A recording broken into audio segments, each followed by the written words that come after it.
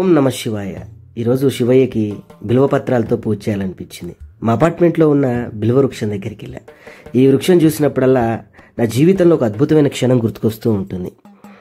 మేము ఇల్లు కొని గృహప్రవేశం చేస్తున్నప్పుడు మా కుటుంబ సమేతంగా అందరం కలిసి నాటినటువంటి ఒక చిన్న మొక్క ఈరోజు ఒక మహావృక్షంగా మారింది. ప్రతి పూజకు ఉపయోగపడుతూనే ఉంది. ఆ రోజు ఈ వృక్షంతో పాటు మరో 2 ఉసిరి చెట్లను కూడా నాటడం జరిగింది. ఆ 2 ఉసిరి చెట్లు ఈరోజు మహావృక్షాలుగా మారాయి. చిన్న మొక్కలు ఈరోజు ఇంత పెద్ద వృక్షాలుగా మారినందుకు చాలా అంటే చాలా చాలా ఆనందంగా ఉంది.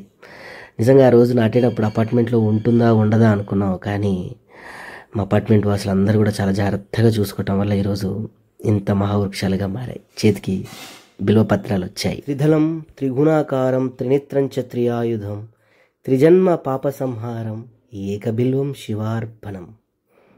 బిల్వపత్రాలతో పూజ చేస్తే శివుడికి ఎంతో ప్రీతి.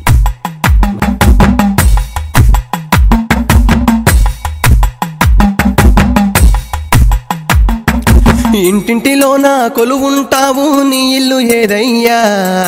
కట్టెలుగాలే బొందల గంటల ఉంటావు శివయ్యా. సిగలోన గంగమ్మ సగమేమో గౌరమ్మ, నీ ఒళ్ళు ఏదయ్యా? కళ్ళల్ల నిప్పు సేతుల సిప్ప ఏదో నీ మాయా. ఎత్తేదేమో బిచ్చము నువ్వు ఏలేదేమో లోకము. ఎత్తేదేమో బిచ్చము నువ్వు ఏలేదేమో లోకము. లింగమే నీ రూపము, ఈ కాలమే ప్రతిరూపము. ఇంటింటిలోన శివయ్య, ఇంటింటిలోన కొలువుంటావు, నీ ఇల్లు ఏదయ్యా? కట్టెలుగాలే బొందల గట్టల ఉంటావు శివయ్యా.